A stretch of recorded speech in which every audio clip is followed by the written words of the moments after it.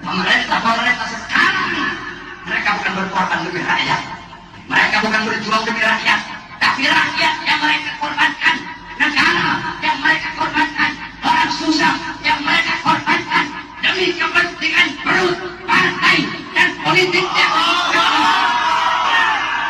Negeri ini justru dibikin cemas karena seolah-olah problem dasar kita adalah perselisihan doktrin agama itu. Padahal di bawah itu, di dasarnya ada soal keadilan sosial. Nah kebetulan Muslim adalah mayoritas, dan ketidakadilan dialami oleh warga Muslim.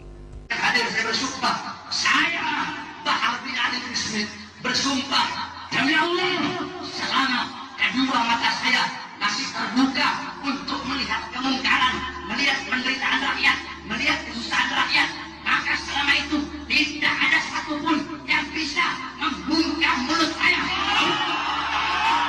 Revolusi. Gawat amat negara berpikir semacam itu. Artinya ada potensi revolusi di Indonesia kalau begitu. Apa dasarnya? Ya karena negara gagal menghasilkan keadilan sosial. Kan logikanya begitu kan? Jadi itu soalnya tuh. Jadi kecemasan itu. Assalamualaikum warahmatullahi wabarakatuh. Pada hari ini, hari Sabtu, tanggal 16, Alhamdulillah Al-Fakir, Bahar bin Ali bin Smith telah bebas dari lapas Pondok Rajak berkat rahmat Allah Subhanahu wa taala yang Maha Kuasa dan atas doa para ulama, khususnya para habaib, para kiai, dan khususnya para umat Islam.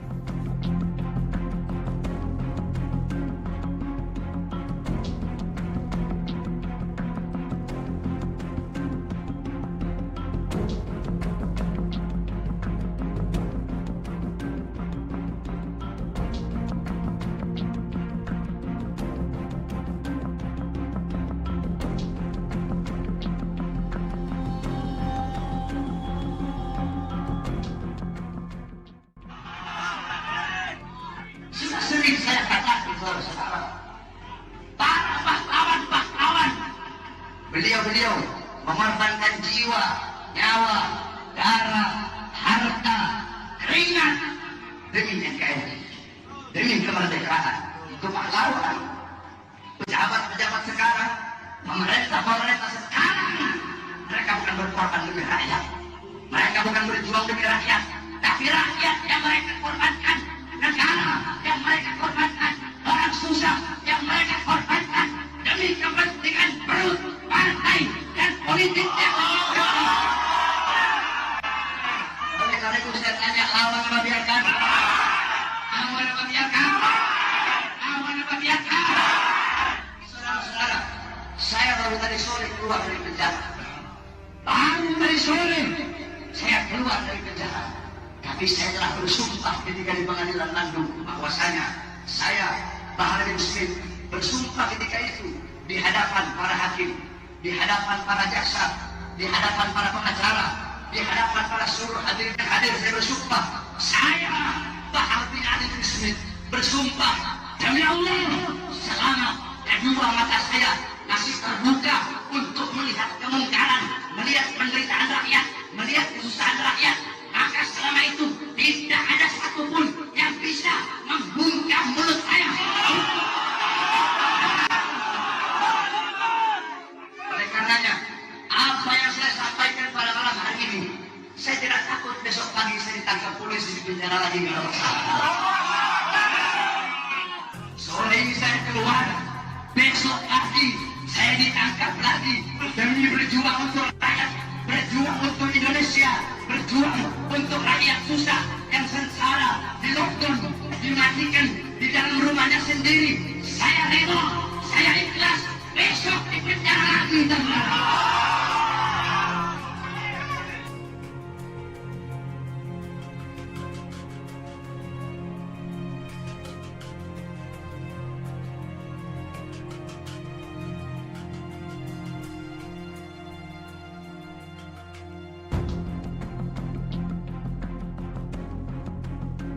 Ada 3 poin yang ingin saya sampaikan. Yang pertama, bahwa menyambung silaturahim dengan para habaib. Kata Sayyidina Abu Bakar Siddiq radhiyallahu an asila ila qarabati Rasulullah SAW ahabbu ilayya min an asila ila qarabati.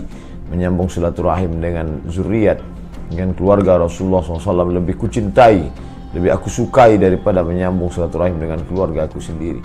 Sahabat-sahabat yang berada di lapas dapat menyambung silaturahim, menyambung sanad keilmuan, menyambung silsilah akhlakul karimah, maka syukuri nikmat ini dengan tetap ikut mengikuti pengajian, maulid, hadrah, salat berjamaah, membaca Al-Quran, bangkitkan semangat, haul mengambil barakah dari para habaib zuriat Rasulullah SAW. Yang kedua, kami yang di luar disadarkan betapa lemah dan tidak berdayanya. Selama ini ceramah menggelegar di atas mimbar, tapi ternyata apa yang sudah dilakukan? Mendapat berita bahwa ada 500 sahabat-sahabat di lapas yang sudah menghafal 98 hadis. Ada 1000 sahabat-sahabat di lapas yang sudah hafal 54 hadis Nabi Muhammad SAW. Padahal 40 hadis saja ada di kepala, sudah mendapatkan syafaat, meringankan azab. Konon lagi lebih daripada itu, maka tetap istiqamah. Taraktu fikum amraini, kutinggalkan pada kamu 2 perkara. Intamasaktum bihima, kalau kamu pegang yang kedua ini, lan tadillu abada, tidak akan sesat untuk selamanya. Kitab Allah, Al-Quran wa sunnati, sunnah Rasulullah sallallahu alaihi wasallam.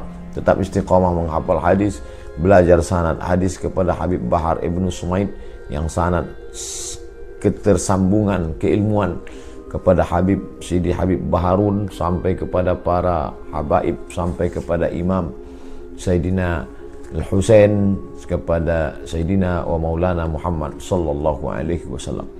Lalu kemudian poin yang ketiga adalah menunjukkan kepada kita semua bahwa yang kita dengar selama ini suara Habib Bahar ceramah, ternyata tidak ada yang dapat memadamkan, seperti pesan proklamator, pesan Panglima Perang Jenderal Sudirman, kau boleh cabik-cabik dagingku, kau boleh robek-robek jantungku, tapi jiwaku tak bisa kau bunuh, tak bisa kau habisi, tak bisa kau penjarakan.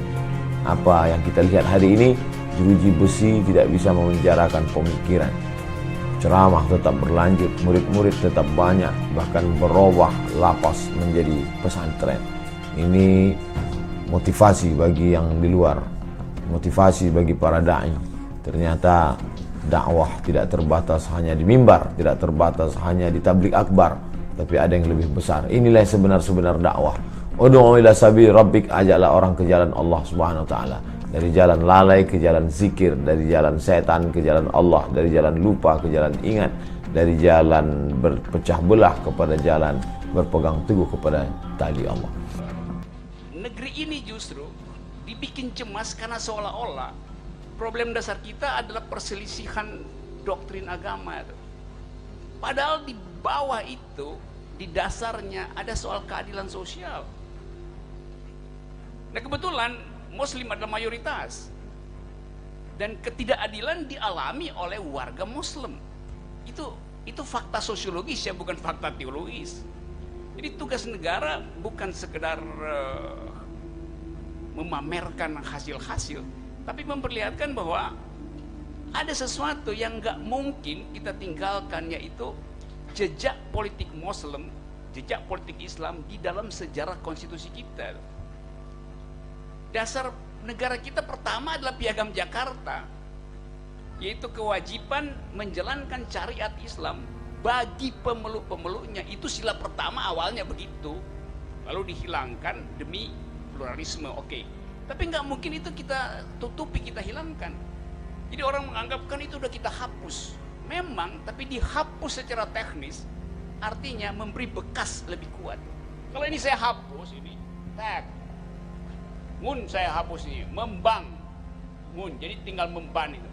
Waktu saya hapus, orang bilang iya memang memban, tapi tanda goresan saya itu makin kuat. Jadi semakin dihapus, Anda ngomong tadi soal dekonstruksi bekerja begitu. Semakin dihapus dia semakin membekas gitu.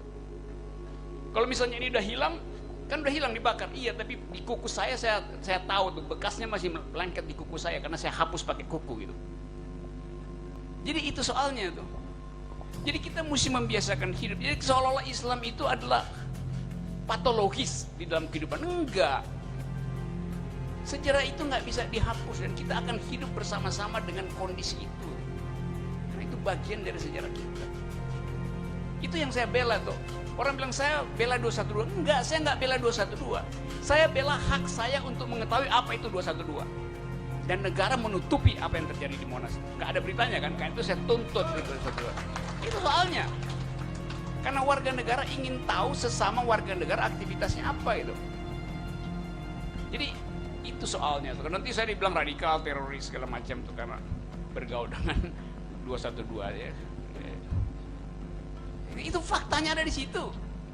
Dan dihalangi 212 mengucapkan ekspresi nggak boleh, yang benar aja.